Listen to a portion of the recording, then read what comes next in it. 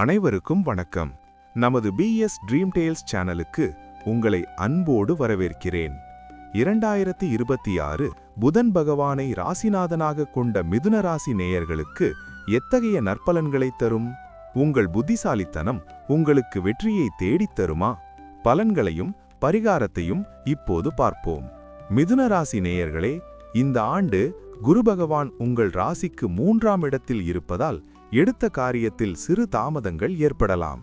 ஆனால் சனி பகவான் 10ஆம் இடத்தில் இருப்பதால் கடின உழைப்பிற்கு ஏற்ற உயர்வு நிச்சயம் கிடைக்கும். புதிய வேலை தேடுபவர்களுக்கு நல்ல நிறுவனத்தில் வேலை அமையும். குடும்பத்தில் சிறு கருத்து வேறுபாடுகள் தோன்றி மறையும். பேச்சில் நிதானம் தேவை. மாணவர்களுக்கு போட்டிகளில் வெற்றி கிடைக்கும். ஆரோக்கியத்தில் நரம்பு மற்றும் வயிறு தொடர்பான உபாதைகள் வராமல் இருக்க போதிய ஓய்வு அவசியம். மிதுன ராசி நேயர்கள் இந்த ஆண்டு முழுவதும் நற்பலன்களை பெற புதன்கிழமைகளில் பெருமாள் கோவிலுக்கு சென்று துளசி அர்ச்சனை செய்யுங்கள். ஓம் நமோ நாராயணாய என்ற மந்திரத்தை உச்சரித்து வாருங்கள். இது உங்கள் தடைகளை நீக்கும். மிதுன ராசி பலன்களை பார்த்தோம். அடுத்து கடகராசி நேயர்களுக்கு இந்த ஆண்டு ராஜயோகம் காத்திருக்கிறதா?